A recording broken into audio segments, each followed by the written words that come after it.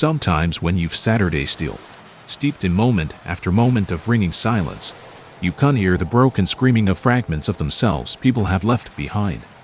It's quite unexpected, and they never seem to look how you would imagine, considering whom they've fallen from. Fragments don't always match their homes. I've learned that from a young and fragile age, the first and last time I spoke to one by mistake. I learned it even better, that it was best to pretend they didn't exist at all if it could be helped, since their sorrow easily became yours. After all, they were an entity created of the fluidity of human ones. Sometimes it's hard to tell them apart from the true living when they look almost real, but that's only in the cases that people have truly abandoned who they were and became something else entirely. My heart trembled to think about what had become of them. Had they never realized they were no longer the person they saw in the mirror, would they wake up one day and peer at their reflection, taking in their chosen style, pose and notice their figure, find where their eyes should be and wonder when that look became so empty? Did life still feel like it was something alive? Was it fathomable that something precious might have been lost?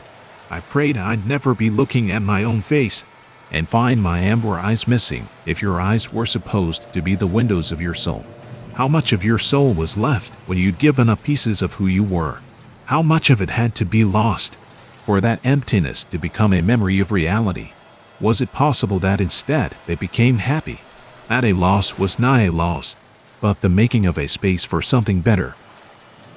I scoffed at the thought as I strode along a worn sidewalk towards the bus stand, the sole illuminated haven on a moonless midnight. After being stuck in an emergency meeting for a project that had begun to go dangerously south at the publishing firm, the bleakness that permeated the air frightened even the stars into hiding behind the shadowy clouds. I was sure I just missed the last bus a couple hours ago. At least the sun will still brandish its warmth and little time, staining the winter horizon with colors of burning desire to go on, to try again, to urge this world to arise one more day.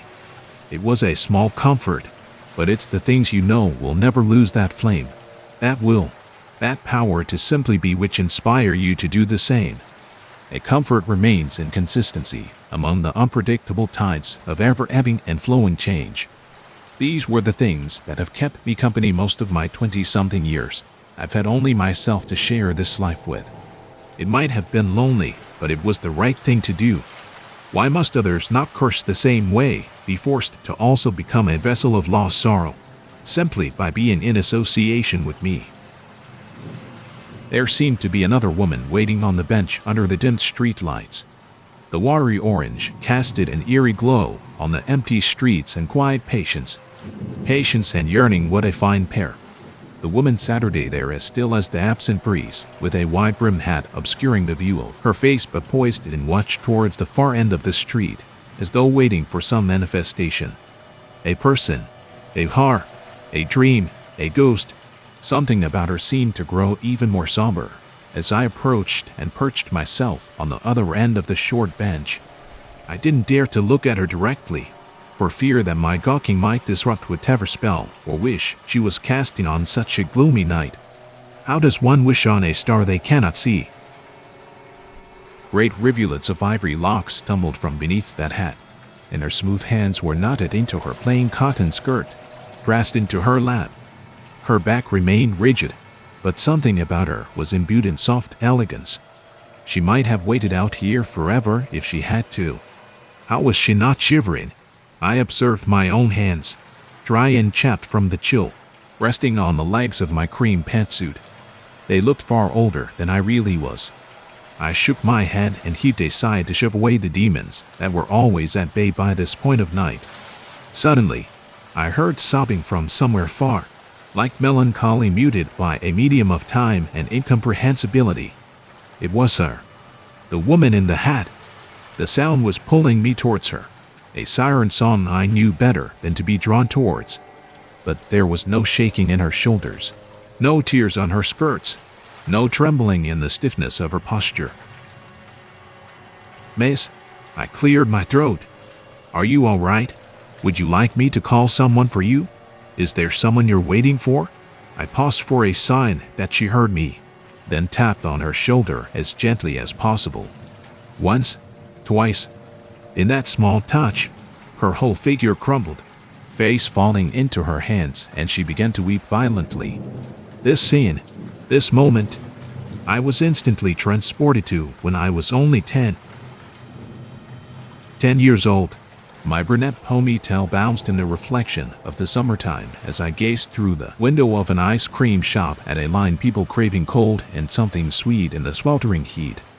I often walked myself home from soccer at the park. Everyone that lived in the same neighborhood went to the same place, and it was so nearby that my mom never worried so long as I was at the dinner table before the sun set. Something about the night made her edgy. She never left the house after the light faded. Part of me wondered later if she lived with that fear of the unknown because she knew what I could see. Perhaps she knew and never wanted to understand it. If she did, she'd know they didn't come out in the dark. They belonged in the daylight, since it was the only thing that could fill that emptiness left behind from missing most of yourself. I smiled to myself, the twinkle of a child's desire for nothing more than moments like that sparkling against the sunlight shooting back from the flashing metal of massive refrigerators and glinting off the ice cream scooper that dipped again and again into the vanilla cream. Forcing myself to peel my eyes away, I noticed a woman that stood some feet behind me watching me in amusement. Where had I seen her before? At the school. Was she someone's mother? She looked so much like a distant aunt I thought I once knew from a family album. She chuckled at me and knelt to squint at my face from beneath the baseball hat. "What's your name, dear?" she asked. Her bare arms were tan and strong in the sundress she wore, stamped with a variety of spring flowers. Silky ebony hair glistened in that sunlight as it slipped from her shoulder. "Odessa," I replied hesitantly. "Oh my, what a name. It's full of fate, you see." I shook my head, unsure of what she meant. "Oh, you don't know the old meaning of it, do you?" I shook my head again, vehemently, the impatience that came with that age peeking at her. "It's a little bit sad. You'll be rather lonely all grown up. Odessa means alone, but you're a little bit special, I can't tell. You can't see me quite well, can't you?" Dread began to seep through my hands with a nervous sweat. "That's right. I'm a fragment. I'm your neighbor's fragment. Nice lady, isn't she? She doesn't seem very happy lately, isn't it?" "Why are you talking to me?" I strangled out. I'd never spoken to one before. They never seemed so real before. It occurred to me then. I never saw her reflection in the window. There was the sun, the shoes walking by, the shopping bags, and the sunglasses, but no spring flower sundress. "Well, darling, I'd always liked you.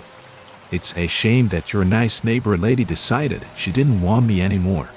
You see, I have a special gift of my own. I can't tell the future sometimes." She beamed at me, but something in the way her teeth were perfectly square seemed off. The perfection wasn't perfect. Something was wrong. "Your mama named you Odessa because it means to be unique. It means timekeeper. That's what it means when you can't see us." She giggled charmingly and brushed off a smudge of dirt from my ruddy cheek. "You're fated to pay a steep price for a debt that was never yours. I can't really tell you much more than that, but I'm sure you're going to get a pretty picture of what needs to happen when it's time," she said. "Ebony. They always had ebony hair. Fragments." I stared at the woman before me, on this bus bench, whose sobbing trickled into sniffles as she replaced her hands in her lap. She looked up at me then, her head tilting shyly at me. "Would you really help me?" she seemed to ask. "Miss, what's your name?"